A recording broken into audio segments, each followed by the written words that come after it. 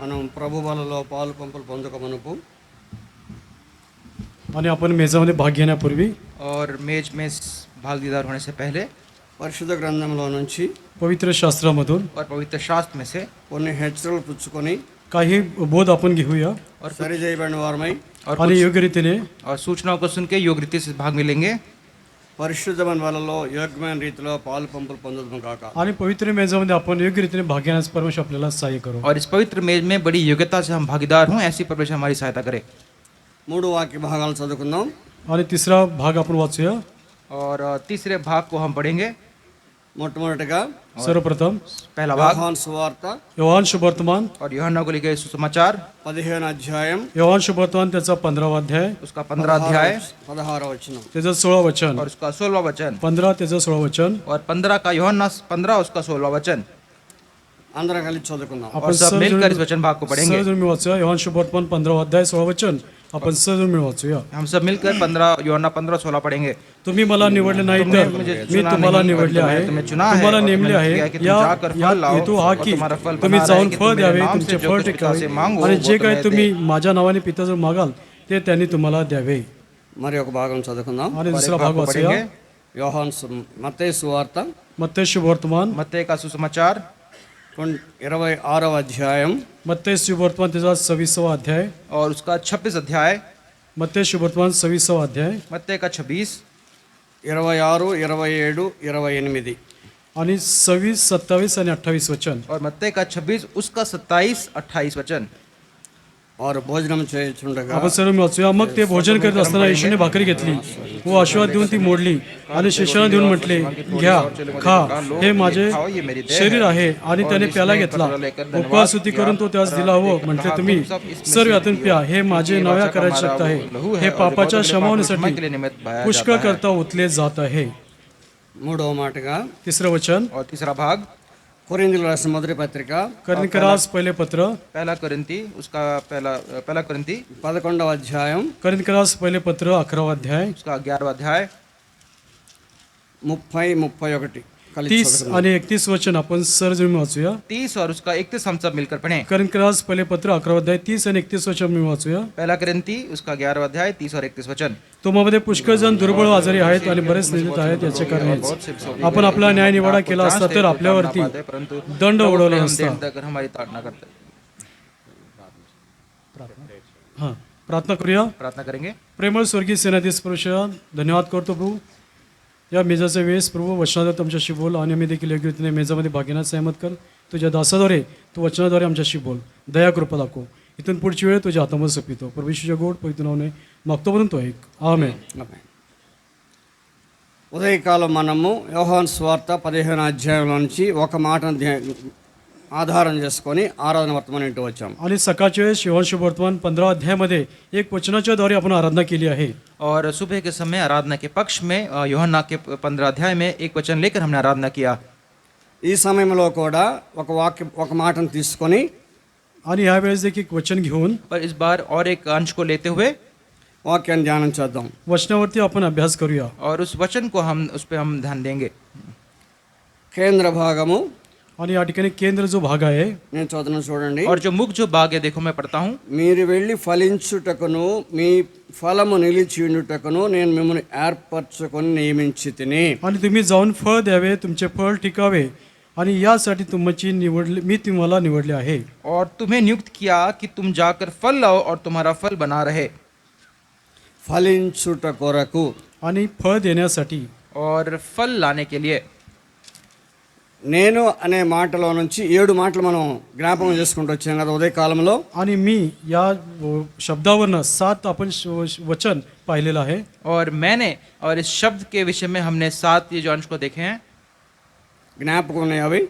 क्या आपको तुमच्या लक्षात आहे का? क्या आपको याद है? ఒకసారి చెప్తారా? एकदा सांगू शकाल का? कोई कह सकता है? నేనే జీవాహారము, मी जीवनाची भाकर आहे और मैं जीवन की रोटी हूँ. నేనే వెలుగు, आणि मीच प्रकाश आहे और मैं ज्योति हूँ. నేనే ద్వారము, आणि मीच द्वार आहे और मैं ही वो द्वार हूँ. నేను మంచి కాపరిని, आणि मी उत्तम मेंढपाळ आहे. मैं अच्छा चरवाहा हूँ. నేనే పునరుద్ధానమును, मीच पुनरुत्थान आहे. और मैं ही पुनरुत्थान हूँ. నేనే మార్గమును జీవమును సత్యమును आणि मार्ग सत्य जीवन हे मीच आहे. और मैं ही मार्ग सत्य और जीवन हूँ. చివరి 7వ మాట 15వ అధ్యాయము మొదటి వచనం చదువుకుందాం. आणि शेवटचा जो 7वा शब्द आहे योहान शुभवर्तमान 15वा अध्याय पहिलं वचन वाचूया. और उसी यूहन्ना के 15 का पहला भाग हम पढ़ेंगे. నేను నిజమైన ద్రాక్షావల్లిని, दाता मैं हूँ, मीच खरा और मेरा द्राक्षवेल पिता आहे. किसान है. నా తండ్రి వ్యవసాయకుడు. आणि माझा बाप माळी आहे. मेरा पिता किसान है. ద్రాక్షావల్లి అంటే ఇశ్రాయేలీలు. आणि द्राक्षवेल म्हटलं की इस्रायल आहे. और दाखलता कहने से इजरायली वंश है. ఆ ఇశ్రాయేల్లో నేను నిజమైన ద్రాక్షావల్లిని అని యేసు ప్రభు చెప్తున్నాడు. आणि इस्रायल लोकांमध्ये मी खरा द्राक्षवेल आहे असं प्रभू येशू ख्रिस्त म्हणत आहे. और इजरायली लोग में मैं ही ये दाखलता हूँ, ऐसा प्रभु यीशु मसीह कहते हैं. మనము ఫలించాలంటే आणि आपण फळ द्यायचं असेल तर और यदि हमें फल लाना होगा तो ఆయన యందు నిలిచి ఉండమని చెప్తున్నాడు. అక్కడే చూడండి. आणि त्याच्यामध्ये टिकून राहिलं पाहिजे असं वचन सांगत त्याच्यामध्ये राहिलं पाहिजे. और उसमें ऐसा लिखा है कि यदि तुम्हें फलवंत होना है तो इसमें तुम्हें बना रहना होगा. 4వ వచనం చదువుతున్నాను చూడండి. आणि 15चं 4th वचन वाचतात पहा. నా యందు నిలిచియుండుడి, మీ యందు నేను నిలిచియుందును. తీగ ద్రాక్షావళిలో నిలిచి ఉంటేనే గాని తనంతట తానే ఎలాగు ఫలింపదో అలాగే నా యందు నిలిచి ఉంటేనే కానీ మీరును ఫలింపరు. तुम्ही माझ्यामध्ये राहा आणि मी तुम्हामध्ये राहीन. जसे फाटा वेलात राहिल्या वाचून त्याला आपल्या आपण फळ देता येत नाही, तसे माझ्यामध्ये राहिला वाचून तुम्हालाही देता येणार नाही. और 15 यूहन्ना 15 उसका 4 पढ़ता हूँ. तो मुझ में बने रहो और मैं तुम में. जैसी डाली यदि दाखलता में बनी ना रहे तो अपने आप से नहीं फल सकती, वैसे तुम भी यदि मुझ में बने ना रहो तो नहीं फल सकते. మనము ఆయన యందు నిలిచి ఉండాలి, ఆయన మన యందు నిలిచి ఉంటాడు. आपण त्याच्यामध्ये राहिलं पाहिजे आणि तो आपल्यामध्ये राहिला पाहिजे. हम उसमें बने रहना है और वो हम में बने रहना है. అప్పుడు మాత్రమే మనం ఫలిస్తాము. आणि तेव्हाच आपलं जीवन फलदायी असेल. तभी हम फलवंत होंगे. ఫలింపని తీగలని కత్తిరించి వేయాలి. आणि जे फळ देत नाही त्याला तो काढून टाकतो, त्याला कापून टाकतो. और जो लता फल नहीं लाती उसे काट डालना चाहिए. 2వ వచనం చదువుదాం చూడండి. आणि दुसरं वचन वाचूया 15चं 2. दूसरा वचन पढ़ेंगे इसी अध्याय का. నాలో ఫలింపని ప్రతి తీగను माझ्यातील फळ न देणार मुझे प्रत्येक में काढून नहीं टाकतो वेनो, आणि फळ देणार फाटे और जो अधिक फळ फलती है उसे वो यावे छांटता म्हणून है ఫలించబడిన ताकि తీగ और మరియు फले. ఎక్కువగా प्रत्येकाला ఫలింపవాలని साफ करतो. దానిలోని పనికిరాని తీగలను తీసివేయను. ఫలింపని తీగలు आणि न फळणारे फाटे और जो डाली नहीं फलती నిమ్మ తోటలు, आणि लिंबाचं जे बाग आहे और लिम्बा का जो पेड़ है ఆరెంజ్ తోటలు, आणि संत्र्यांची बाग आहे और जो संतरे उसका जो पेड़ है. ఆ విధంగా ఫలాలు ఇచ్చేటువంటి తోటల్లో కొన్ని మొక్కలు ఎండిపోయినటువంటి కొన్ని కొమ్మలు, आणि त्या बागांमध्ये काही फांद्या त्या ठिकाणी सुकलेल्या अशा असतात. और ऐसे नींबू और ऐसे संतरे के पेड़ों में आप देखेंगे तो कुछ जो डाली है वो सूख जाती है. ఆ మొక్కలని కత్తిరించాలి. आणि त्या फांद्यांना त्या ठिकाणी कापलं पाहिजे. और ऐसी डालियाँ जो सूख जाती है उसे काट डालना चाहिए. ఎందుకు కత్తిరించాలి? आणि कशासाठी त्याला कापलं पाहिजे, कट और केलं, क्यों इस काढून डाली को टाकलं काटना है? ఎండిపోయిన కొమ్మలు पाहिजे. आणि जे सुकलेले फांद्या आहेत గాలికి అటు ఇటు కొట్టుకొని आणि हवेने ते हेलकावे खाणाऱ्या त्या फांद्या और जो सूखी डाली है और जो हवा से इधर उधर डुलती है పచ్చగా ఉన్న ఆకులను కూడా చీల్స్తూ వస్తవి. आणि जे हिरवगार जे पानं आहेत त्याला देखील त्याच्याद्वारे ते फाडून टाकण्याची परिस्थिती होते. क्योंकि जो हरी भरी जो डाली है उसको काट डालती है. ఆ విధంగా చీల్చడం ద్వారా పచ్చగా ఉన్న ఆకులు కూడా ఎండిపోయి చెట్టుకి ఆహారాన్ని ఉత్పత్తి చేయలేవు. आणि अशामुळे त्या परिस्थितीमध्ये ज्या हिरव्यागार फांद्याच्या पानांना त्या सुकलेल्या फांदी त्याला तोडून टाकतात, त्याला कापतात. त्याच्यामुळे त्या जीवन पोषक आहार त्या झाडाला त्या हिरव्या पानामुळे होऊ शकत नसल्यामुळे त्याला कापलं पाहिजे. और ये जो सूखी डाली है इसे काटना ज़रूरी इसलिए है क्योंकि ये जो सूखी डाली है जो हरी भरी डालियों को जो उसको पोषण जो चाहिए उसमें वो मध्य में आ जाए उसको वो रोक देती है, काट डालती है. ఆ విధముగానే దేవుని ఇంటిలో కూడా ఫలించినటువంటి కొన్ని కొమ్మలు ఉంటవి. आणि त्याचप्रमाणे परमेश्वराच्या घरात देखील फळ न देणारे काही फाटे असतात. और परमेश्वर के घर में कलीसिया में भी कुछ ऐसा होता है जो फल नहीं लाते. ఆ విధంగా ఫలించకున్నటువంటి కొమ్మలని కత్తిరించి తీసివేయాలి. आणि अशा प्रकारे फळ न देणारे जे फाटे आहेत त्याला कापलं पाहिजे आणि त्यातून वेगळं केलं पाहिजे. और ऐसी डालियाँ जो फल नहीं लाते उन्हें काट कर अलग करना चाहिए. అట్టి వాటి గురించి పౌలు భక్తుడు కొరింథీయుల రాసిన ఒక మాట చెప్తున్నాడు, చదువుదాం రండి. आणि अशा प्रकारच्या फांद्याविषयी फाट्याविषयी पौल काय म्हणते पहा. देख ऐसे डाली के विषय में प्रेरित पौल क्या कहता है कुरिन्थी में देखते हैं. కొరింథీయుల రాసిన మొదటి పత్రిక करिंकरास पहिले पत्र और कुरिन्थी को लिखी पहली पत्रिका 5వ అధ్యాయము करिंकरास पहिले पत्र 5वा अध्याय और उसका 5वां अध्याय 11వ వచనం చదువుదాం చూడండి त्याचं అందరం. 11 वचन आपण वाचूया. और इसी अध्याय का 11वां वचन हम पढ़ेंगे. ఇప్పుడైతే पर मेरा कहना సహోదరులారా, यह म्हणून मी है तुम्हाला जे लिहिले होते त्याचा अर्थ असा की बंधू म्हणतेला असा कुणी जर जारकर्मी, लोभी, मूर्तीपूजक, चहाड, मतपी किंवा वित्तहरण करणारा असला तर तशाची संगत धरू नये, त्याच्या पंक्तीशी बसू नये. భుజింపనకూడదని మీకు చెప్తున్నాను. సంఘములో ఉండేటువంటి కొన్ని వ్యక్తుల గురించి కొన్ని విషయాలు అక్కడ చెప్పబడి, आणि मंडळीमध्ये काही लोक असलेले त्यांच्या त्या ठिकाणी कशा प्रकारची व्यक्ती असतात याचा या ठिकाणी उतारा आहे. और यहाँ पे कलीसिया में किस प्रकार के भाई होते हैं उसका विवरण यहाँ पर किया है. అట్టి వారిని సంఘములో నుంచి వెలివేయమని 13వ వచనం చివరిలో చెప్తున్నాడు. आणि अशा लोकांना मंडळीमधून त्यांना घालून द्या असं 13व्या वचनाच्या शेवटच्या भागात म्हणत आहे. और 13वें वचन के पहले भाग में लिखा गया है कि ऐसे कुकर्मियों को उनको बीच से निकाल दो. ఇది సాధ్యమేనా? आणि हे शक्य आहे का? क्या ये कर सकते हैं? అది సాధ్యము కాలేదు కానుకనే आणि हे शक्य होत नाही म्हणून और ऐसा नहीं कर सकते इसके कारण లోకములో క్రైస్తవ్యం అనేది आणि जगामध्ये ख्रिस्ती म्हटलेला और इस संसार में जो ख्रिस्ती जो कहलाते हैं ఫలించే స్థితిలో లేదు. आणि म्हणून ख्रिस्ती म्हटलेला फलदायी जीवन त्याच्या ठाई नाही. और इसी कारण ख्रिस्ती जो है वो फलवंत नहीं हो पाते. దేవుడు ఆశించినంత ఫలము ఫలించలేకపోతున్నది. आणि परमेश्वर आपल्याकडून जी अपेक्षा फळाची करत आहे तशा प्रकारचं फळ आपण देऊ शकत और नाही. परमेश्वर जिस प्रकार हमसे वो आशा रखता है ऐसे फल को हम नहीं ला पाते. దానిని బట్టి సంఘానికి దేవునికి అవమానం వస్తున్నది. आणि त्याच्यामुळे मंडळीला आणि परमेश्वराला देखील त्याचा अपमान होत आहे. और इसी कारण परमेश्वर को और कलीसिया को भी वो उसके ऊपर वो अपमान आता है. అందుని బట్టి యోహాను సువార్త 15వ అధ్యాయం 6వ వచనం ఒక మాట చెప్పబడుతుంది చూడండి. आणि योहान शुभवर्तमान 15 अध्याय 6 वचनामध्ये काय म्हणत आहे. और यूहन्ना 15 और उसके 7 में क्या लिखा है, 6 में क्या लिखा है. ఎవడైనను कोणी माझ्यामध्ये राहिला नाही तर त्याला फाट्याप्रमाणे बाहेर टाकतात, तो वळून जातो आणि कसले फाटे गोळा करून अग्नीत टाकतात व ते जळून जातात. పారవేతురు, అవి కాలిపోవును.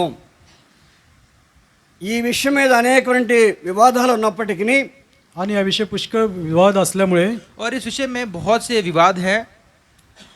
ఫలించకపోవటాన్ని బట్టి आणि फळ न देण्यामुळे और फलवंत ना होने के कारण మనం ఎదుర్కొనే అవమానము నింద आणि आपण त्या फळ न दिल्यामुळे समोर आपल्याला निंदा अपमान या गोष्टीला सामोरं जावं लागतं.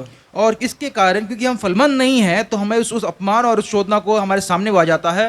అది మనల్ని కాల్చేదిగా ఉంటుంది. आणि त्याच्यामुळे आपल्याला ते जाळून टाकतं. और ये शोधना और ये अपमान हमें जला देती है.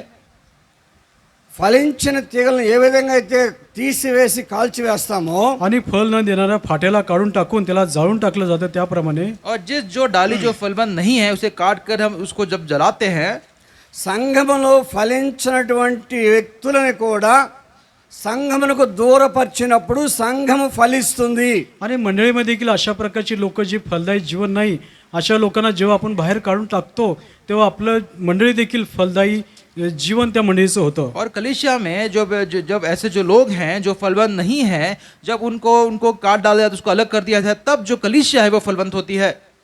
ఎవరైతే ఫలించకుండా ఉంటున్నారో आणि जे कोणी फळ देत नाही और जो कोई फल नहीं लाता వారిని వారు స్వయంగా పరీక్ష చేసుకొని వారిలో ఉన్నటువంటి దేవునికి ఇష్టం లేని వాటిని తీసుకొని ఫలించే విధానానికి వారు కూడా రావడానికి ప్రయత్నం చేయాలి.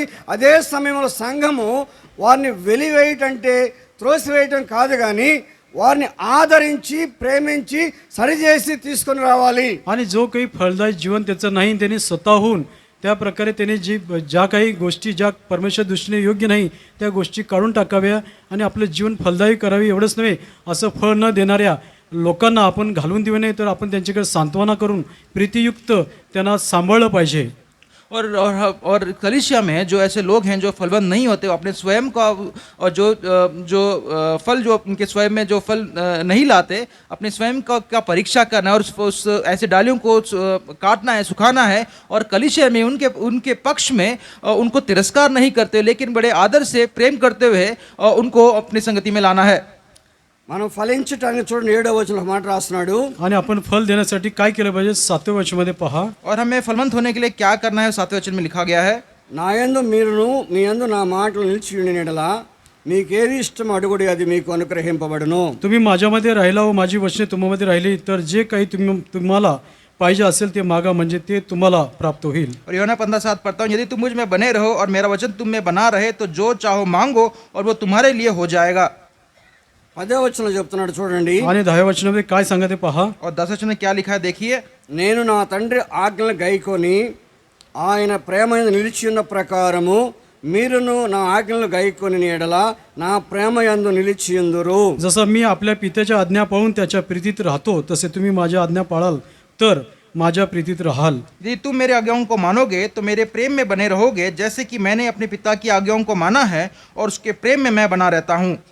దేవుడు మనల్ని ప్రేమించి आणि परमेश्वराने आपल्याला ती प्रीती केली और परमेश्वर ने हम पे प्रेम करते हुए ఆయన కుమారుని పంపించి आणि त्याच्या पुत्राला पाठवलं और उसके पुत्र को भेजकर మన పాపముల కొరకై ప్రాయశ్చిత్త బలి చేసి వచ్చినాడు. आणि आपल्यासाठी आपल्या पापाबद्दल अपराधाबद्दल प्रायश्चित्त अर्पण म्हणून स्वतः अर्पण केलं आहे. और अपने आप को हमारे पाप के कारण उस प्रायश्चित का बलिदान उसने किया है. దాన్ని బట్టి మనము బ్రతికిన వారుగా ఉంటున్నాము. आणि त्याच्यामुळे आपण आज जिवंत आहोत. और इसके द्वारा हम आज जीवित है. దేవుని ప్రేమను పొందిన మనము आणि परमेश्वराची प्रीती आपण प्राप्त केली आहे. और परमेश्वर का प्रेम पाए हुए हम जो लोग हैं దేవుని పిల్లలు అని పిలబడుతూ आणि देवाची मुले असं आपण बोलविले जात आहोत. और इस परमेश्वर के संतान जो हम जो बोले गए हैं, ఆరాధనలో 2 బిరుదుల గురించి మాట్లాడుకుంటూ వచ్చాము. ఒకటి పావురము, ఒకటి యాజకులు అని బిరుదులు పొందాము. आणि आपल्याला आराधनेच्या वेळेस दोन आपल्याला एक मानदायक असं शब्द त्या ठिकाणी वापरलं आहे. एक आपल्याला एक कबूतर असं आपल्या त्या ठिकाणी बोलवण्यात आलेलं आहे. और आराधना के समय हमने देखा कि वचन में कैसे जो योग्य है, जैसे एक कबूतर जो है और कैसे वो योग्य है, हमने ये देखा है. और याजक जो हमने ये शब्द देखे हैं. అయితే మనం ప్రేమిస్తున్నామా? आणि आपण त्या परमेश्वरती प्रीती करतो का? क्या इस परमेश्वर से हम क्या वो प्रेम करते हैं? మనం దేవుని ప్రేమించటం అంటే ఆయన ఆజ్ఞలను గైకొనుట. आणि आपण परमेश्वराची प्रीती करतो म्हणजे त्याने दिलेल्या आज्ञेचं पालन आपण करतो. और परमेश्वर को प्रेम करने का अर्थ है कि उसकी आज्ञाओं को मानना. నిజంగా మనం దేవుని ప్రేమిస్తున్నామా? आणि खरोखर आपण परमेश्वरती आपली प्रीती आहे का? क्या सच में हम उस परमेश्वर से प्रेम करते हैं क्या? దేవుని ప్రేమను పొందిన మనము आणि परमेश्वराची प्रीती प्राप्त झालेले आपण और परमेश्वर का प्रेम पाए हुए हम जो लोग మన ప్రక్క వారిని ప్రేమించటం లేదు, వారిని క్షమించటం లేదు. आणि आपल्या शेजाऱ्यावरती प्रीती करत नाही, त्याची क्षमा आपण करत नाही. और हमारे बाजू में जो है उससे हम प्रेम नहीं करते और उसको हम क्षमा नहीं करते. మత్తయి సువార్త मत्ते शुभवर्तमान मत्ते को लिखेगा यीशु 6వ समाचार అధ్యాయము मत्ते शुभवर्तमान त्याचा 6वा अध्याय और मत्ते का सुसमाचार उसका 7 अध्याय 12వ వచనం చదువుదాం చూడండి. आणि त्याचं 12 वचन आपण वाचूया पहा. और 12 वचन पढ़ेंगे देखिए. మా రుణస్థులను మేము आपण క్షమించు. वाचू. आणि जसे आम्ही आपल्या ऋणास ऋण सोडले तशी तू आमची ऋणे आम्हास सोड.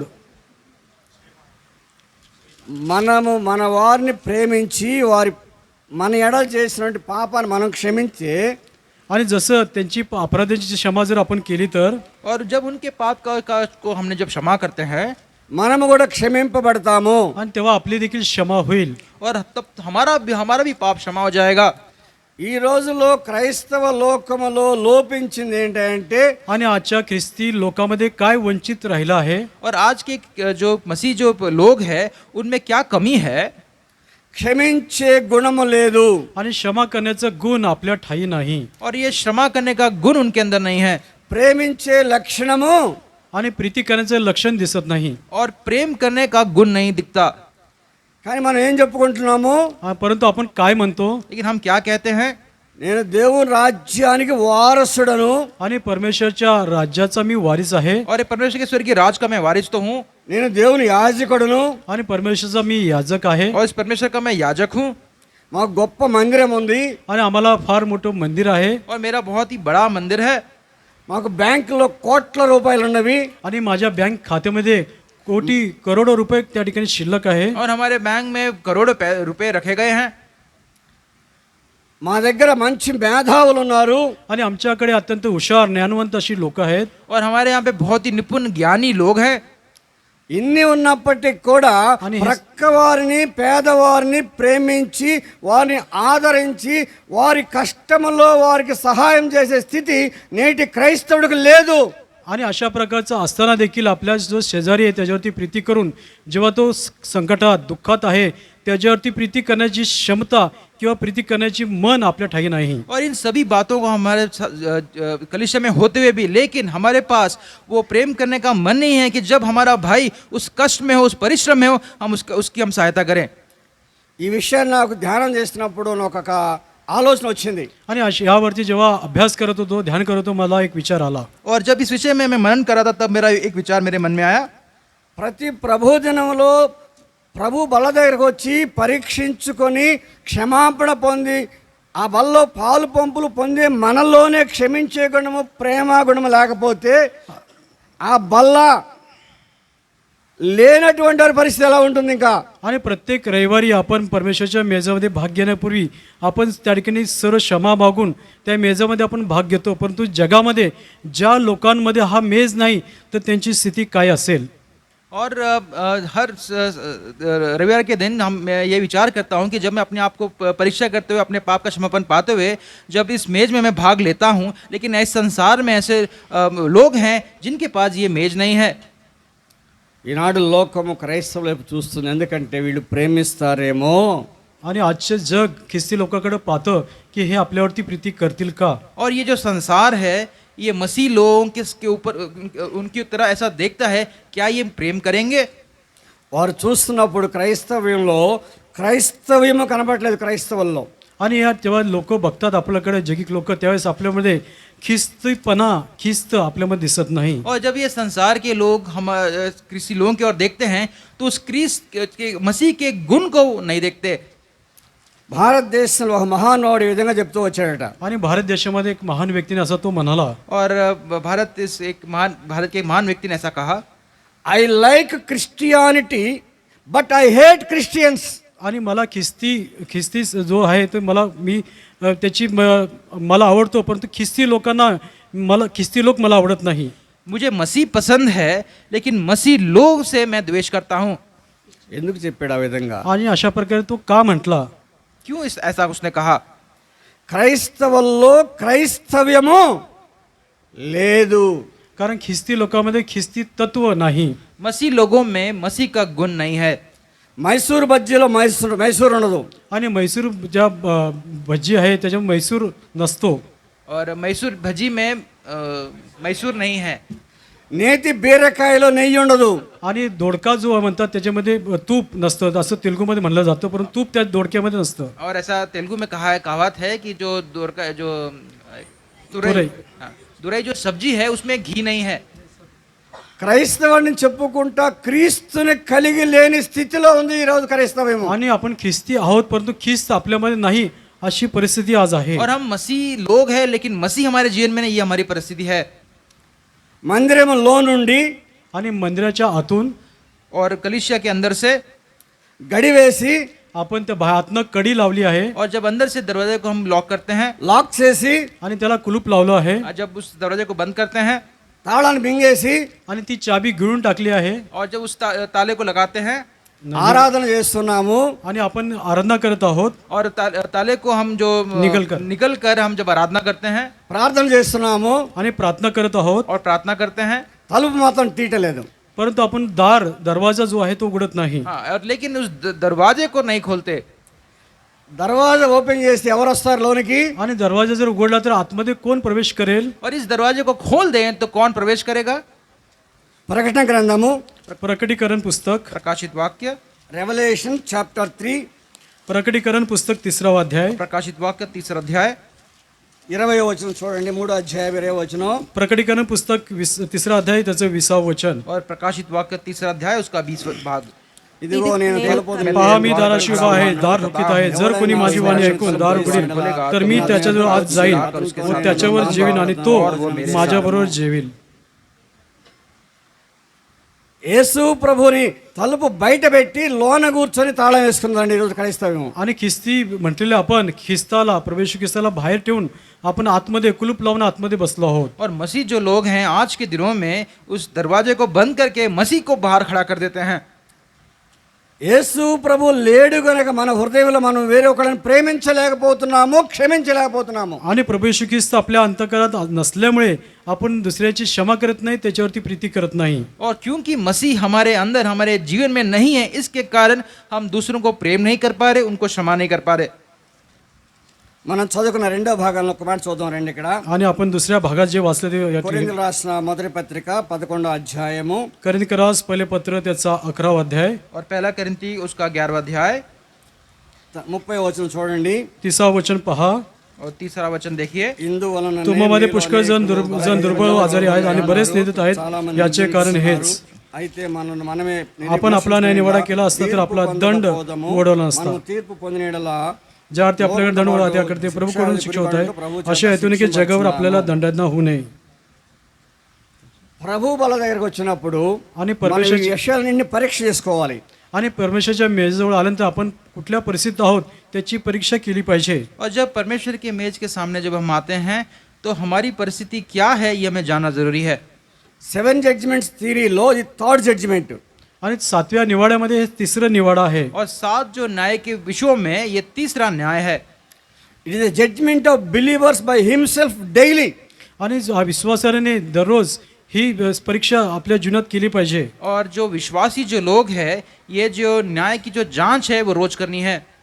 ప్రతి ఉదయ సాయంకాలాలు వాక్య ధ్యానంతో పాటు మనల్లో ఉన్నటువంటి పాపాన్ని వాక్యం ద్వారా తెలుసుకొని ఒప్పుకొని విడిచిపెట్టవలసిన వారిగా ఉంటున్నాము. आणि प्रत्येक सकाळ संध्याकाळ वचनाच्या आधारित आपले जे पाप अपराध आहे त्याची कबुली करून त्याची क्षमा मागून आपण सोडून दिली पाहिजे, कबुली करून सोडून दिलं पाहिजे. और हर एक दिन और एक रात को हमारे अंदर जो पाप है और उसको स्वीकारते हुए उससे क्षमापण पाते हुए ये न्याय रोज हमें करना है. ఒప్పుకుంటున్నాము కానీ విడిచిపెట్టడం లేదు. आपण केवळ कबुली करतो परंतु ते सोडून देत नाही. और हम इसे स्वीकारते हैं लेकिन छोड़ते नहीं हैं. సామెతల గ్రంథకర్త ఒక మాట రాస్తున్నాడు 28:13 అనుకుంటా. తన అతిక్రమములను ఒప్పుకొని విడిచిపెట్టువాడు వర్ధిల్లును అనగా ఫలించును. आणि नीतिस्तुती 20:13 मध्ये जो कोणी आपल्या अपराधाची कबुली करतो, पदरात घेतो, क्षमा मग त्याची वाढ होते असं आहे. और नीतिवचन में ऐसा भाग लिखा है कि जो अपने पापों को स्वीकारता है वो फलवंत होता है. మనం ఫలించకపోవటానికి కారణం ఏంటంటే మనం ఒప్పుకొని వాటిని విడిచిపెట్టడం లేదు. आणि आपण फलदायी होत नाही याचं मागचं कारण काय? आपण कबूल करतो परंतु ते सोडून देत नाही. और हमारे फलवंत होने का ना होने का कारण क्या है कि हम इसको स्वीकार कर छोड़ते नहीं हैं. ఒప్పుకోవటం కష్టమా, విడిచిపెట్టడం కష్టమా? आणि कबूल करणे कठीण आहे का सोडून देणे कठीण आहे? और स्वीकारना मुश्किल है या उसे छोड़ना मुश्किल है. ప్రార్థన చేయడం కష్టమా, పేమెంట్ చేయడం కష్టమా? आणि प्रार्थना करणे कठीण आहे का ते देणे कठीण आहे? और प्रार्थना करना क्या मुश्किल है या देना मुश्किल है. ఏది కష్టం? काय कठीण आहे? और क्या मुश्किल है. ప్రార్థన చేయటమా, పేమెంట్ చేయటమా? आणि प्रार्थना करणे किंवा पेमेंट देणे कठीण आहे सांगा. और प्रार्थना करना या पेमेंट करना क्या मुश्किल है. ప్రార్థన చేస్తే నాకు పోయేదేం లేదు, आणि प्रार्थना केल्यानंतर तुझ्याकडनं काही जाणार नाही. పేమెంట్ చేస్తే నా బ్యాంక్ బ్యాలెన్స్. आणि एखाद्याला पेमेंट करायचं तर आपल्या खात्यामधील पैसे. और प्रार्थना करने से मेरे पास जो है उसमें से कुछ जा नहीं रहा, लेकिन जब मैं पेमेंट करता हूँ तो मेरा बैंक तो है वो तो खाली होता है. ప్రార్థన చేయాలి, పేమెంట్ చేయాలి. आणि प्रार्थनाही करायचं आणि पेमेंट पण करायचं. तो अर्थ है प्रार्थना भी करना है और पेमेंट भी देना है.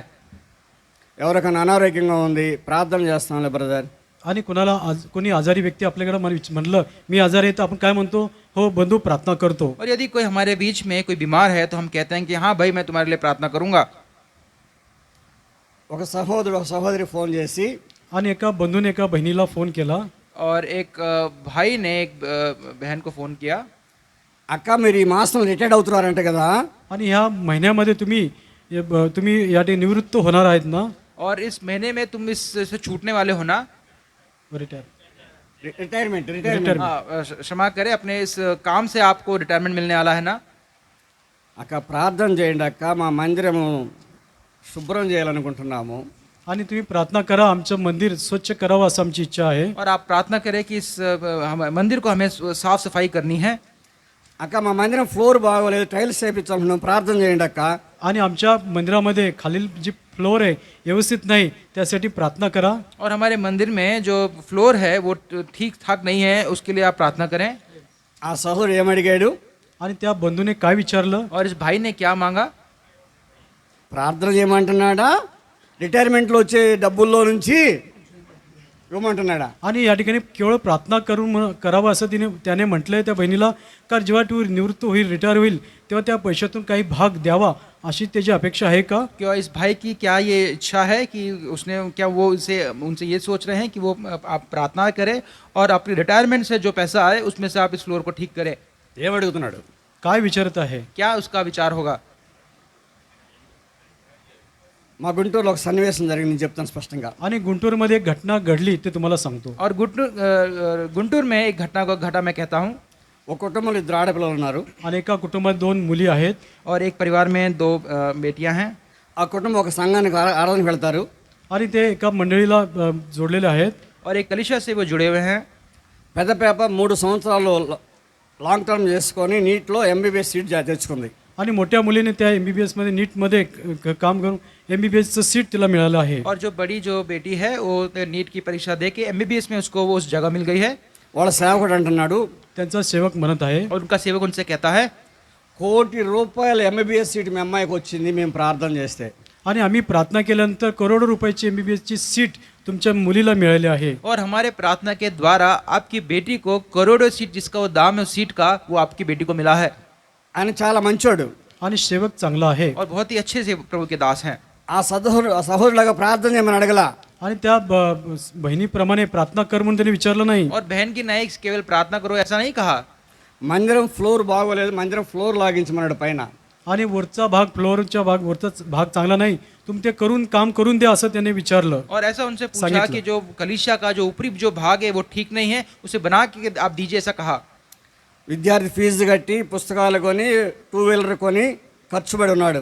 आणि त्यावेळेस मुलीसाठी 2 व्हीलर दुचाकी वाहन घेतलं आहे, वह्या पुस्तकं सर्व पुस्तके घेतले आहेत. और अपनी बेटी के लिए उस भाई ने 2 चाकी वाहन को भी खरीदा है और उसके MBBS के लिए जो पुस्तक आवश्यक है वो भी खरीदे हैं. ఇతను అనుకున్నాడు ఒక ₹10,000 అయితేమలే 2 పుస్తకాలు కొనుక్కుంటున్నట్లు బాగు చేపిద్దాం అనుకుని వెళ్ళి చూశాడు. आणि त्याला असं वाटलं की जसं या मुलीच्या शिक्षणासाठी 2 पुस्तक घेतल्यानंतर 10,000 खर्च होतात, त्याप्रमाणे त्या वरचं जे भाग आहे चांगलं त्याची दुरुस्ती करण्यासाठी 10,000 पुरेसे आहे असं वाटून त्या ठिकाणी तो पाण्यास गेला. और ऐसा उसने विचार किया कि जैसे मैं अपनी बेटी के लिए 2 पुस्तक जिसका दाम 10,000 है, शायद इस 10,000 में ऊपरी भाग का जो कार्य है वो हो जाएगा. టాపీ మేస్త్రి చూసి ₹1,00,000 అవుతుందని చెప్పాడు. आणि जेव्हा त्या ठिकाणी त्याची सगळी मोजमाप केल्यानंतर 1,00,000 रुपये त्याला खर्च आहे. और जब इस खर्चे का जब मोल निकाला तो 1,00,000 रुपए का वो खर्चे का मोल आया. అతను ఉద్యోగస్తుడు కాదు. आणि तो नोकरी करणारा व्यक्ती नाही. और वो कोई काम करने वाले व्यक्ति नहीं है. చిన్న ఇండస్ట్రీ ఉంది ఇంట్లో అంతే. आणि ते केवळ స్మాల్ స్కేల్ ఇండస్ట్రీ. आणि छोटा उद्योजक तो असा आहे. और छोटा जो गृह उद्योग है वो है. ఈ రీతిగా క్రైస్తవ సంఘాలు ఉన్నాయి. आणि अशा प्रकारची ख्रिस्ती मंडळी आहेत. और इस प्रकार के एक मसीह की कलीसिया है. సంఘం బాధ్యత సంఘంలో యవనస్తులు చదువుతున్నప్పుడు వారి కొరకు ప్రార్థన చేయాలా. आणि मंडळीची जबाबदारी जेव्हा तरुण शिक्षण घेत असतात त्यांच्याविषयी मंडळीने प्रार्थना केली पाहिजे. और ये कलीसिया की जिम्मेदारी है जब वो जवान हैं जब वो पढ़ाई करे उनके लिए प्रार्थना करना. ప్రార్థనతో పాటు వారు పేదవారైతే వారు చదువుకునే మెటీరియల్ సప్లై చేయాలి. आणि जेव्हा प्रार्थनेच्या सह जर विद्यार्थी जे तरुण विद्यार्थी हे गरीब असतील तर त्यांच्या शिक्षणासाठी लागणारं साहित्य ते देखील त्यांना उपलब्ध करून द्यावं. और प्रार्थना के साथ साथ ये देखना है कि जो विद्यार्थी जो कमिश्रम है उसकी सहायता उसमें करना. వారి అవసరాలు మందిరంలో నుంచి సప్లై చేయవలసినటువంటి పరిస్థితులు కొన్ని కుటుంబాల్లో ఉంటాయి. आणि मंदिरातून अशा प्रकारच्या विद्यार्थ्यांना साहित्य मंदिरामधून त्यांचं पुरवठा गेला पाहिजे अशी परिस्थिती असते त्यावेळेस केला पाहिजे. और ऐसी कलीसिया है हम देखते हैं कि जो ऐसे विद्यार्थियों को उनके पुस्तक की सहायता में वो करते हैं. ఆ రీతిగా క్రైస్తవులు చేసిన రోజున క్రైస్తవ్యానికి ఘనత వస్తుంది. आणि अशा प्रकारे जेव्हा आपण ख्रिस्ती या नात्याने जेव्हा वागतो आपली वर्तणूक अशी असेल तेव्हा ख्रिस्ती नावाच्या ह्याला गौरव आदर मिळेल. और ऐसे यदि हम मसीह के नाई जब हम बर्ताव करते हैं तब मसीह उस परमेश्वर की महिमा होती है. మనకు ఒక అలవాటు ఏంటంటే కరపత్రికలు ఇస్తూ ఉంటాము కదా. आणि आपण त्याच्या हातामध्ये जी पत्रकं आहेत ते देत असतो, आपल्याला ही सवय आहे. और हाथ की जो पत्रिका है ये हम देते रहते हैं, ये हमारी आदत है. నేనేమంటానంటే మనం ఫలించాలంటే మన కరములు వాళ్ళకి ఇవ్వాలని చెప్తున్నాను. आणि आपण जर फळ द्यायचं असेल तर आपलं कर्म त्यांना दिलं पाहिजे. और मैं ये कहता हूँ कि यदि हमें फलवंत होना है तो हमें अपने कर्म को भी उन्हें देना होगा. Not shake hand. आणि केवळ हात मिळवणे नाही, और केवल हाथ मिलाना काफी नहीं है. ఆ కరములో కొంత కరెన్సీ తోటి వారికి సహాయం చేయటం, కరములు ఇవ్వటం అంటే. आणि त्या आपण जेव्हा हात मिळवतो तेव्हाच त्यामध्ये थोडीशी रक्कम देखील त्यांना दिलं पाहिजे, ही मदत रूपी असायला पाहिजे. और जब हम उस हाथ मिलाते हैं तो थोड़ा सा तो उनको जो दाम है, जो पैसे हैं, वो हाथ मिलाते हमें उन्हें देना चाहिए. అప్పుడు మనం ఫలించేవాళ్ళుగా ఉంటాము. आणि जेव्हा आपलं जीवन फलदायी असेल और तब हमारा जीवन फलवंत होगा. అలా చేయకుండా దేవుడు చెప్పింది చేయకుండా ఫలించాలంటే మనం ఫలించము. आणि परमेश्वराने जसं आपल्याला सांगितलं जे न करता आपण फलदायी होऊ शकणार नाही. और यदि जो आज्ञा परमेश्वर हमें मिलती है उसे न करेंगे तो हम फलवंत नहीं होंगे. మనం ఫలించకపోతే ఆ తీగలను తీసివేసి కాల్చివేస్తారన్న రీతిగా ప్రభు వచ్చినప్పుడు आणि जेव्हा असं आपण न केल्यामुळे जसं फाटे फळ न देणार फाट्याला काढून टाकून त्याची अवस्था काय होते जेव्हा प्रभू येईल. और जब जब परमेश्वर आएगा तो ऐसे जो डाली है, जो फल नहीं लाते, उनके साथ क्या होगा. మనం చేసిన పని అగ్నికి నిలిచి ఉండాలి. आणि जेव्हा अग्नीने आपली परीक्षा होत असताना आपली कामं त्या अग्नीमध्ये स्थिर राहिली पाहिजे, कारण ती जळून खाक होऊ नये, राख होऊ नये. అగ్నికి నిలిచి ఉండాలంటే చెప్పండి. और हमारे जो कार्य, हमारा जो कर्म है वो ऐसे होने चाहिए, यदि उसे अग्नि में भी डाला जाए तो वो स्थिर रहे, वो वहाँ पे वो रहे.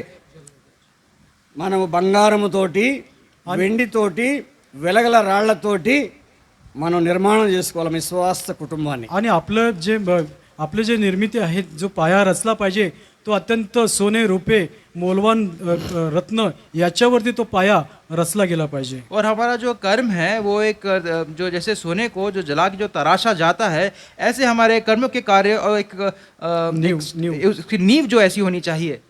కర్ర గడ్డి కొయ్యకాలతో నిర్మాణం చేసుకుంటే आणि गवत लाकूड याच्याद्वारे जर त्या पाया रचला गेला तर, और यदि घास और ऐसे जो जो लकड़ियां हैं उससे यदि इस नींव को डाला जाए तो అగ్నికి అది కాలిపోతుంది.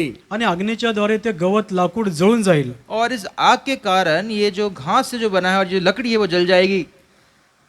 దేవుడు దహించు అగ్నిని చెప్పబడుతూ వచ్చింది హెబ్రీ పత్రికలో. आणि इब्री लोकास पत्र म्हटलं कारण देव भस्म करणारा अग्नी असा आहे. और इब्री की इस पत्रिका में ऐसा लिखा है कि भस्म करने वाला आग वो परमेश्वर है.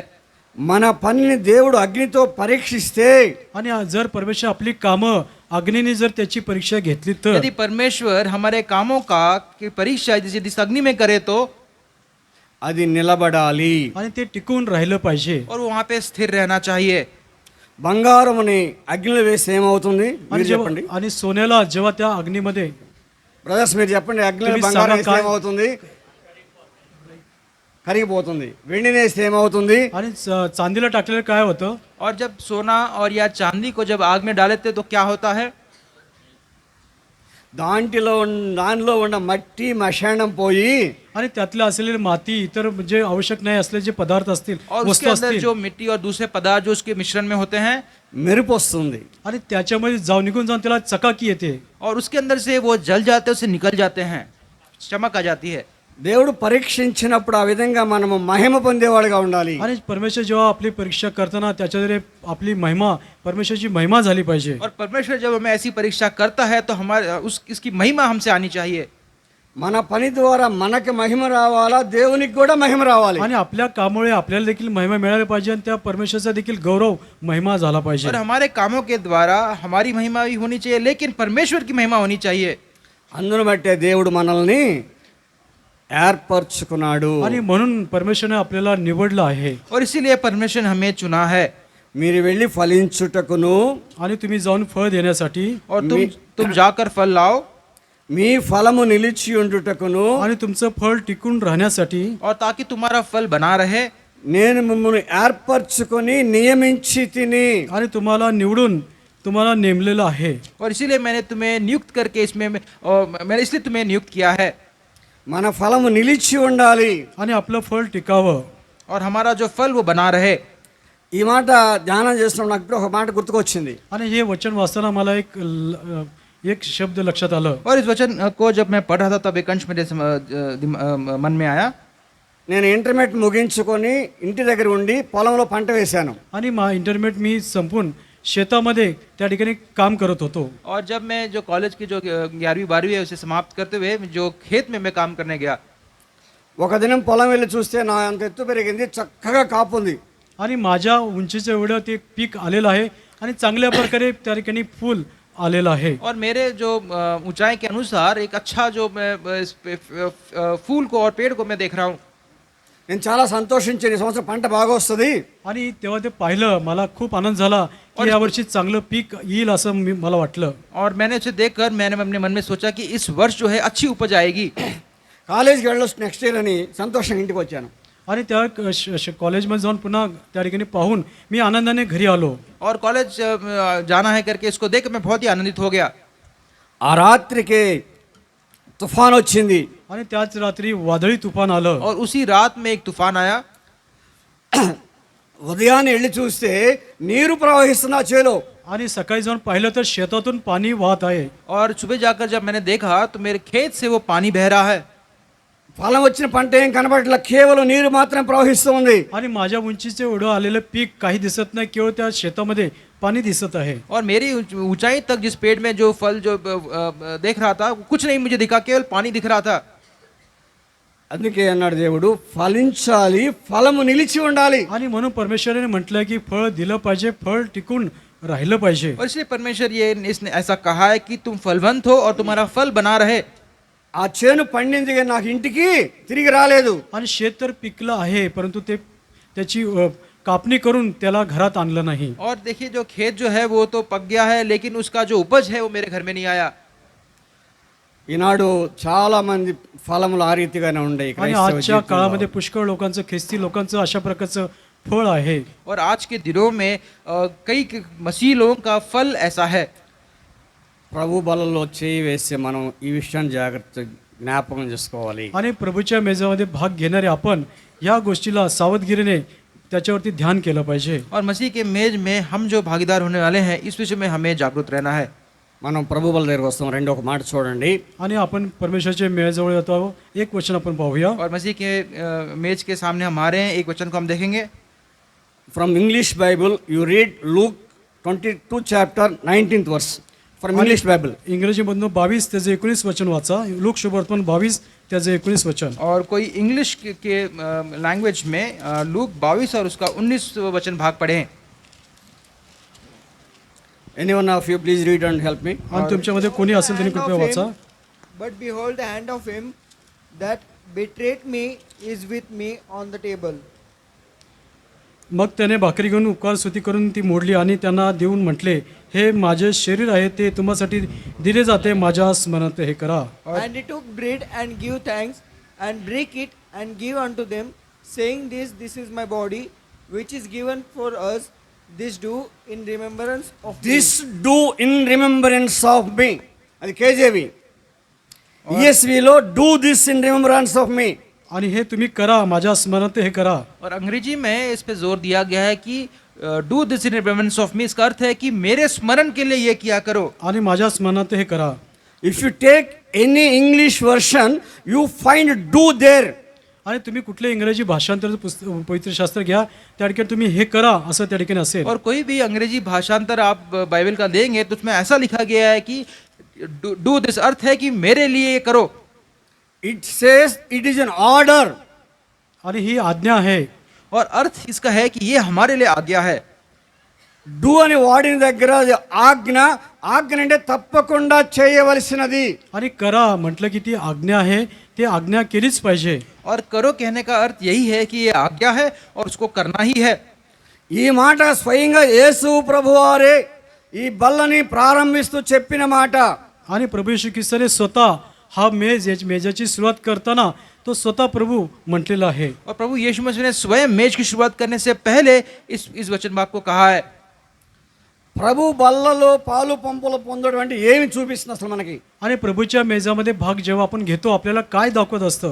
और परमेश्वर की मेज में जब हम भागीदार होते हैं तो हमें क्या दर्शाता है? ఆయన సన్నిధిలో భుజించుట త్రాగుట. आणि त्याच्या सानिध्यामध्ये आपण राहून आणि भाकर खाणे आणि ते प्याला पिणे असं ते दर्शवतो. और उसकी उस उपस्थिति में रहते हुए इस रोटी को तोड़ने में और इस प्याले में पीने में वो दर्शाता है. యేసు ప్రభువు భూమి మీద ఉన్నప్పుడు 2 ఆజ్ఞలు ఇస్తూ వచ్చాడు. ఒకటి, నమ్మి బాప్తిస్మం పొందినవాడు రక్షించబడతాడు. రెండోది, నా శరీరమునకును నా రక్తమును సాదృశ్యమైన ఈ రొట్టెలను ఈ రసమును పాలు పంపులు పొందమన్నాడు. आणि जेव्हा तो प्रभू येशू ख्रिस्त जगामध्ये होता त्याने 2 आज्ञा दिली आणि त्याने जोने विश्वास ठेवला त्याचं तारण होईल.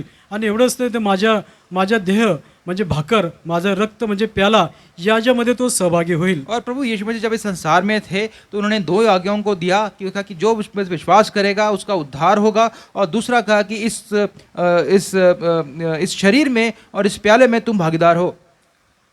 బాప్టిస్మం అనేది ఒక్కసారి జరుగుతుంది. బల్ల అనేది నిత్యము మనం పాలు పంపులు పొందవలసిందే. పాలు పంపులు పొందేటప్పుడు మనల్ని మనం పరీక్ష చేసుకోవాలి. आणि बाप्तिस्मा केवळ एकदाच होतो. त्याच्यानंतर मेज नेहमी आपल्या जीवनात असेल. मेजमध्ये आपण जेव्हा भाग घेतो नेहमी आपल्या जीवनाची परीक्षा केली पाहिजे. और बपतिस्मा ये जो हमारे जीवन में एक ही बार होता है, लेकिन जो मेज है वो बार बार हमारे जीवन में होता है. और इस मेज में जब जब हम आते हैं हम आपको जांचते हुए इसमें हमें भागीदार होना है. ప్రభు బలాన్ని గురించి చాలా జాగ్రత్త మనం గమనిస్తే, ఏదేను వనములో ఆదాము అవ్వములు దేవుని సన్నిధిలో భుజించిన ఆహారం మొట్టమొదటిగా ప్రభు బల్ల. आणि आपण जर पवित्र शास्त्र सावधगिरीने जर वाचलं, एदेनाच्या बागेमध्ये आदम आणि हवेने देखील प्रभूच्या मेजामध्ये त्या ठिकाणी भाग घेतलेला आहे. और उत्पत्ति भी हम जब देखेंगे तो ईडन के उस गार्डन में आदम और हव्वा ने सबसे प्रथम जो भोज उन्हें किया वो प्रभु का वो मेज ही था. వారు పాపం చేసి ఏదైనా నుంచి బయటకు నెట్టివేయబడిన తర్వాత ఇశ్రాయేలు ఐగుప్తు నుంచి తిరిగి వస్తున్నప్పుడు హోరేబు పర్వతము దగ్గర పస్కాని ఏర్పాటు చేశాడు. అదే సమయంలో ఒక ఆజ్ఞ ఏంటంటే, ప్రతి సంవత్సరం ఒక్కసారి ఇశ్రాయేలీలు వారి దశమాంశం తీసుకుని వెళ్ళి ఏర్పాటిన స్థలములో లేవీలతో కలిసి దేవుని సన్నిధిలో భుజించాలి. आणि जेव्हा एदेन बागेतून आदम हवेला हाकलून दिलं, मिस्र देशाच्या गुलामगिरीतून जेव्हा इस्रायल लोक बाहेर निघाले तेव्हा होरेब पर्वताजवळ वल्हाडानांचा सण त्या ठिकाणी साजरा केला. प्रत्येक वर्षी अशा प्रकारे वल्हाडान सण तुम्ही साजरा करा, तुमचा दशमांश त्या ठिकाणी परमेश्वराला अर्पण करा अशी आज्ञा दिली.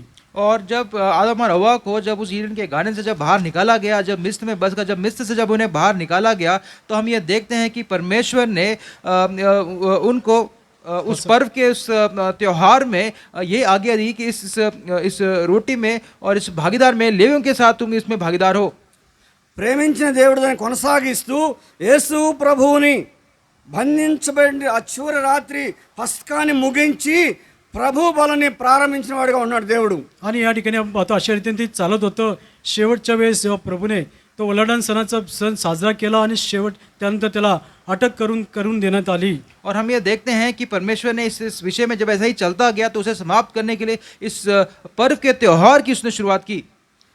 పస్కా బలి పశువు లేక పస్కా బలి అనే ప్రారంభం ఎక్కడని చూస్తే, ఏదేను వనములో ఆదామును అవ్వమును బయటికి పంపిస్తూ వారికి చర్మపు చొక్కాయలు తొడిగించిన మనం చదువుతూ వస్తాము. आणि वल्हाडान सणाचा पशु जो अर्पीला गेला, कुठनं अर्पीला गेला, ज्याप्रमाणे एदेन बागेमध्ये जेव्हा आदम हवेला तेथून घालवून देताना ते निर्वस्त्र होते तेव्हा त्यांना चर्माची वस्त्रे त्या ठिकाणी तयार केली, जेणेकरून एक पशु त्या ठिकाणी मारला गेला. त्या ठिकाणी सुरुवात झाली. और जो होम बलि का जो फसह का पर्व और क्षमा करें जो पर्व जो फसह के पर्व का जो त्योहार है उसकी शुरुआत तभी हुई जब हम देखते हैं कि कैसे आदम और हव्वा को उस ईदन के गार्डन से जब बाहर निकाला गया. అక్కడ వాడిన పదం ఏంటంటే ఒరిజినల్గా కిప్పేర్, హీబ్రూలో వాడిన పదం కిప్పేర్ అంటే ఒక అర్థము కప్పుట, రెండవ అర్థము ప్రాయశ్చిత్తము చేయుట. आणि त्या हिब्री शब्दाचा अर्थ त्या ठिकाणी त्यांना पाकर घातलेलं आहे किंवा झाकलं गेलंय असं त्या शब्दाचा अर्थ आहे. और किप्पेर इस शब्द का हिब्री भाषा में अर्थ ये है कि उसे ढांपा जाना और प्रायश्चित उसका करना. పాపి అయిన మానవుడిని ఏదైనా నుంచి పంపిస్తూ బలిని చేసిన దేవుడిగా ఉంటున్నాడు. పాపంలో పతనమైన మానవుడిని ప్రాయశ్చిత్తం చేయడానికి చివరి పస్కాగా యేసు ప్రభువే చివరి పస్కా అవుతూ వచ్చాడు కనుక ఏదైనా ప్రారంభించినటువంటి ఆ పస్కా బలి యెరూషలేములో యేసుక్రీస్తు శిలువతో ముగిస్తూ దాని కొనసాగింపే రొట్టె ద్రాక్షరసంగా మనకు జ్ఞాపకం చేస్తున్నాడు. आणि या ठिकाणी एदेन बागेमध्ये आदम हवेला जेव्हा बाहेर घालवण्याच्या अगोदर त्यांना जो पशु वल्हाडांचा पशु त्या ठिकाणी अर्पण करण्यात आला, तोच वल्हाडां सण शेवटी यरुशलेमेच्या त्या पर्वतावरती डोंगरावरती जो प्रभू येशू ख्रिस्त स्वतःला वल्हाडांचा पशु म्हणून त्या ठिकाणी अर्पण करण्यात आला आहे. और हम ये देखते हैं कि कैसे उस ईदन के गार्डन में जो आदम और हव्वा के लिए जिस भेड़ को का लहू बहाया गया और जब उनको बाहर निकाला गया, तो हम और अब्राहम के विषय पे हम देखते हैं कैसे वहाँ पे जो भेड़ था वो मारा गया, वो प्रभु यीशु मसीह है और जिसको इस मेज के द्वारा दर्शाया गया है. మన మధ్యలో ఉన్న రొట్టె ద్రాక్షరసం ఎలా చేస్తారు? आणि आपल्यामध्ये असलेली जी द्राक्षस आहे, भाकर आहे, त्याला बनवण्यात काय त्याची पद्धत आहे बनवण्याची. और ये जो रोटी है और ये जो द्राक्षरस है वो कैसे हमारे बीच में बनाया जाता है? మీరు చెప్పండి. आणि तुम्ही सांगा. వాళ్ళొద్దు, మీరు చెప్పండి. आणि बहिणी नाही, भावांनी सांगा. और बहन नहीं, भाइयों को कहना है. తెలియదా? माहित नाही का? గోధుమలు తీసుకొచ్చి आणि गहू आणलं जातं और गेहूं को लाकर శుభ్రపరిచి आणि त्याला निवडलं जातं गहूला, और उसे चुना जाता है తిరగలలో పోసి आणि त्या ठिकाणी जात्यामध्ये टाकलं जातं किंवा गिरणीमध्ये, और उसे जो चक्की है उसमें डाला जाता है. దాన్ని పిండి చేసి आणि त्याचं रूपांतर, गव्हाचं रूपांतर पिठामध्ये केलं जातं और जो गेहूं को आटे में बदला जाता है నీటితో ముద్ద చేసి आणि पाण्याच्या द्वारे त्याचा गोळा तयार करतात और पानी के द्वारा उसका एक गेहूं जो आटा का गोला बनाया जाता है. పెన మీద కాల్చినప్పుడు आणि त्या तव्यावरती भाजलं गेल्यानंतर और जब उस तवे में जब उसे गर्म किया जाता है రొట్టె తయారవుతుంది. आणि तेव्हा ते त्याचं रूपांतर भाकरीमध्ये होतं. और ఇంతేనమ్మా? तब वो रोटी में बदल जाता आणि है. हे बरोबर आहे का? बहिणींनी सांगावं. అలాగే చేస్తారా? आणि ऐसे ही अशा करते प्रकारचे हैं. करतात का? యేసు ప్రభు ఏమన్నాడు చూడండి, మన చదివిన భాగంలో మత్తయి సువార్త 26వ అధ్యాయంలో मत्ती शुभवर्तमान 26 अध्यायामध्ये प्रभू येशू ख्रिस्त स्वतः काय म्हणाला? और प्रभु यीशु मसीह ने स्वयं इस विषय में 26 मत्ती 26 में क्या कहा 26 मध्ये काय म्हणाला? और मत्ती के 26 में क्या कहा? యేసు ఒక రొట్టె పట్టుకొని దాన్ని ఆశీర్వదించి విరిచి తన శిష్యులకు ఇచ్చి, మీరు తీసుకొని తినండి, ఇది నా శరీరం అని చెప్పాను. आणि या ठिकाणी मग भोजन करीत असं येशूने भाकरी घेतली, आशीर्वाद देऊन मोडली आणि शिष्याला देऊन म्हटले, घ्या, खा, हे माझे शरीर आहे. और मत्ती 26 में प्रभु यीशु मसीह ये कहते हैं, जब वे खा रहे थे तो यीशु ने रोटी ली और आशीष मांगकर तोड़ी और चेलों को देकर कहा, ले खाओ, लो खाओ, ये मेरी देह है. రొట్టెను చూపిస్తూ ఇది నా శరీరము అని చెప్తున్నాడు. आणि भाकर दाखवत हे माझं शरीर आहे असं प्रभू येशू ख्रिस्त म्हणाला. और इस रोटी को दिखाते हुए ये कहा कि ये मेरी देह है. మొట్టమొదటిగా ఆ దేశంలో ఆ కాలంలో ప్రాథమికమైన ఆహారం రొట్టె. आणि त्या काळामध्ये त्या देशामध्ये प्रमुख जे भोजन होतं, भाकर प्रमुख असं होतं. और उस समय इस देश में जो प्रमुख जो भोजन का जो प्रमुख जो भोजन होता था वो रोटी होती थी.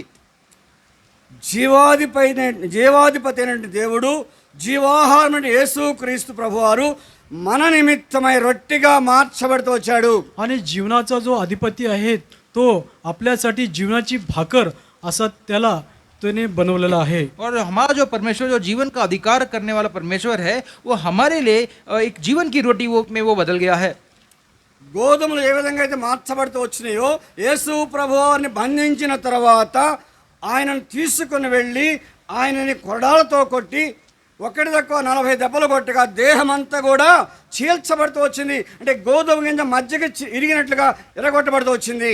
आणि ज्याप्रमाणे ज्या गव्हाचं रूपांतर पिठामध्ये होतं, त्याप्रमाणे प्रभू येशू ख्रिस्ताला अटक केल्यानंतर त्यांना त्या कलोशी स्तंभावरती जाण्यापूर्वी त्यांना चाबकाच्या 39 फटक्याद्वारे त्यांचे देह ज्याप्रमाणे गव्हाचा दाना त्या ठिकाणी दुभागला जातो, तसं त्यांचं शरीर चाबकाच्या फटकामुळे दुभागलं गेलं. और जैसे हम देखते हैं कि रोटी बनाते हुए गेहूं को जब उस चक्की में जब वो पीसा जाता है, उसी प्रकार प्रभु यीशु मसीह उस कलवरी क्रूस पे और उसके कोड़े खाने के द्वारा उसके शरीर को पिसल कर इस रोटी की इस देह में उसे बदल दिया गया है. కీర్తనాకారుడు చెప్పినట్టుగా శరీరము నాగరచాలలు దున్నబడి ఉండగా ఆయన భుజం పైనటువంటి ఆ శిలువ కొయ్యను మోపిస్తూ యెరూషలేము వీధుల్లో ప్రయాణం చేస్తున్నప్పుడు ఆయన యొక్క దేహం అంతా కూడా ఆ గోధుమ ఏ విధంగా అయితే రొట్టిగా పిండిగా తయారవుతూ వచ్చిందో, ముద్దగా తయారవుతుందో ఆ ముద్దగా చేయబడుతూ వచ్చాడు.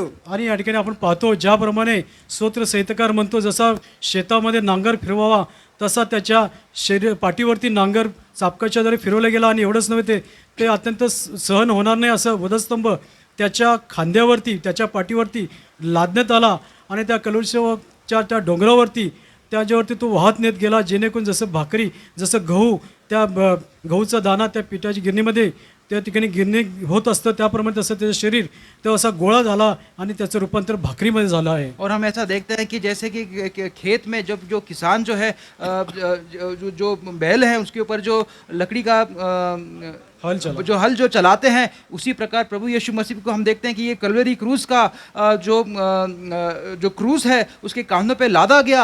और हम ये देखते हैं कि उस कल्वरी क्रूस पर वो इस परिश्रम से शोधना के कारण जो उसका जो देह है वो इस जीवन की रोटी में बदल गया.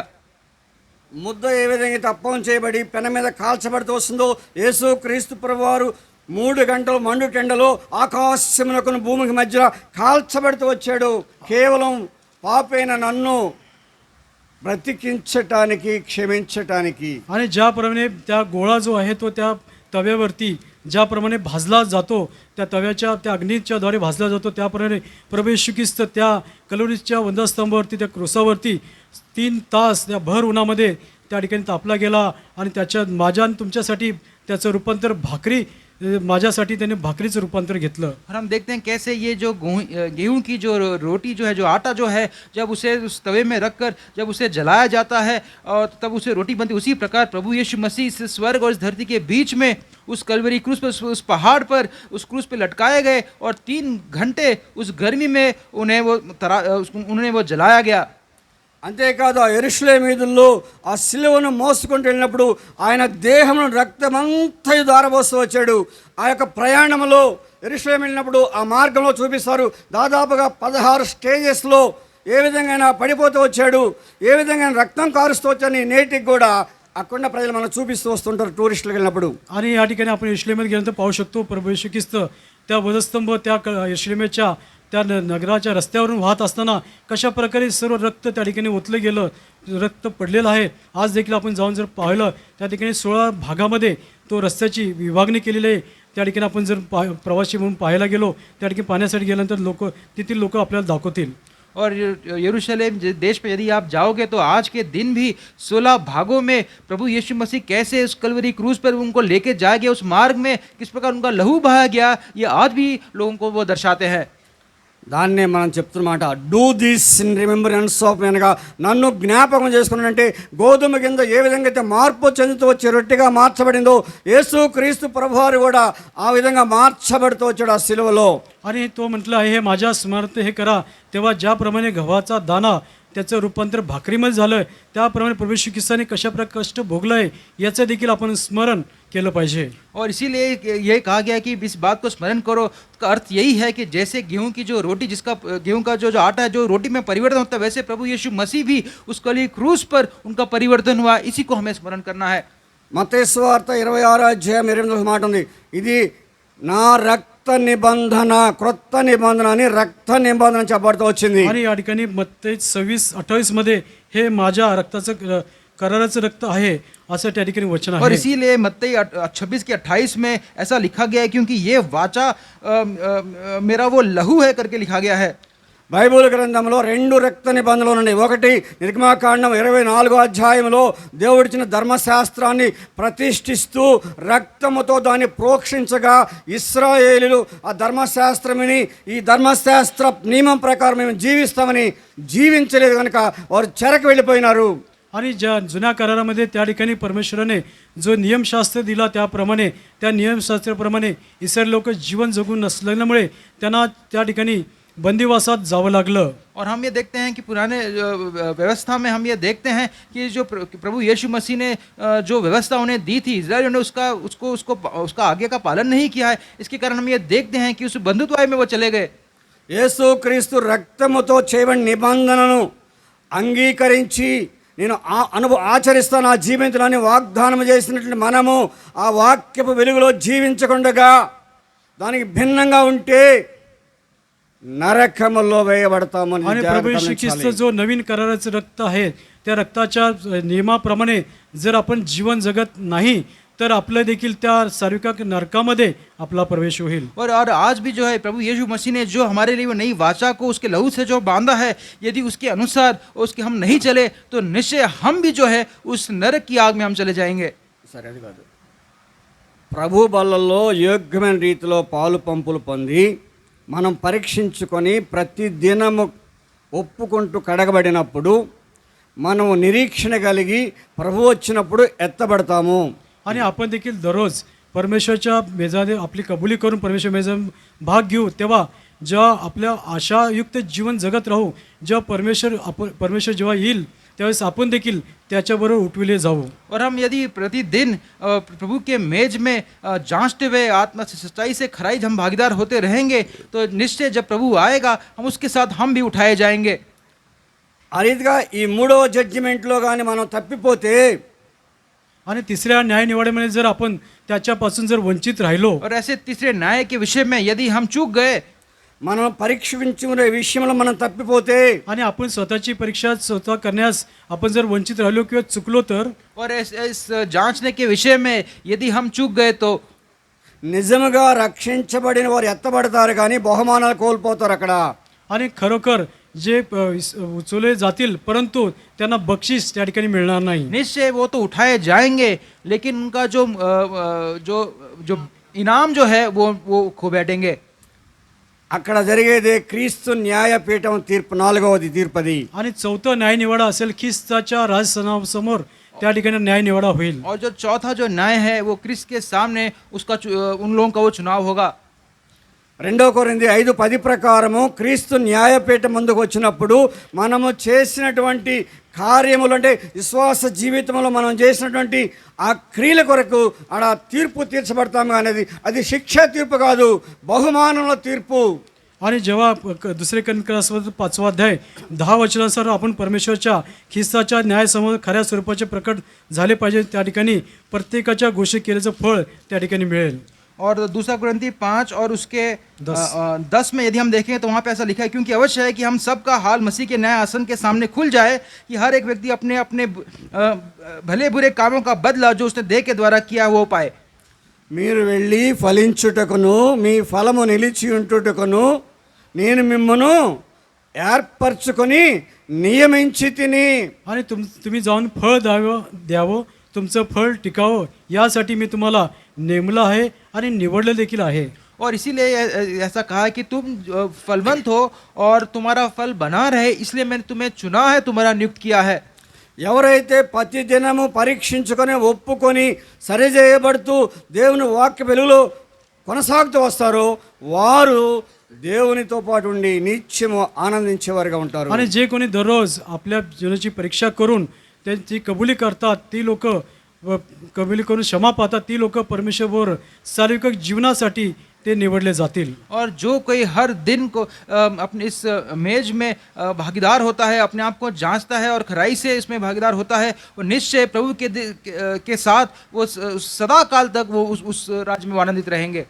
చివరిగా యోహాను రాసిన మొదటి పత్రిక 1వ అధ్యాయము 9వ వచనం చదివి ముగించుకుందాం. आणि యోహాनाचे पहिले पत्र पहिला अध्याय त्याचं 9 वचन वाचून आपण या ठिकाणी थांबूया. और यूहन्ना को लेकर पहला यूहन्ना उस पत्रिका उसका पहला अध्याय उसका 9 वचन. మన పాపములు మనం ఒప్పుకొని ఆయన నీతిమంతుడు మన పాపములు క్షమించి మనల్ని పవిత్రపరచును. आणि त्यापासून शुद्ध करेल. That is sanctification. ప్రతి దినము కూడా మనల్ని పరిశుద్ధపరిచేది దేవుడు. యెహోవా మక్కదేశకం, యెహోవా పరిశుద్ధపరిచే దేవుడు. आणि परमेश्वर आपल्याला प्रत्येक दिवशी अशा प्रकारे शुद्ध करेल कारण शुद्ध करणारा परमेश्वर आहे. और परमेश्वर जो है हमें हर दिन हमारे पापों से हमें शुद्ध करने वाला हमारा परमेश्वर है. వాక్య పఠనము, ఆరాధన, ప్రార్థన ద్వారా నిత్యము మనం పవిత్రపరచబడుతూ రావాలి. आणि वचनाचं मनन अभ्यास आणि त्याच्या आराधनाच्या द्वारे आपण नेहमी पवित्र करत येत आहोत. और वचन के पढ़ने के द्वारा उस पर ध्यान करने के द्वारा आराधना के द्वारा हम शुद्ध किए जाते हैं. దేవుడి వాక్యాన్ని దీవించును గాక. परमेश्वर वाचलेल्या वचनाला आशीर्वाद करो. और परमेश्वर इस भाग को आशीषित करे.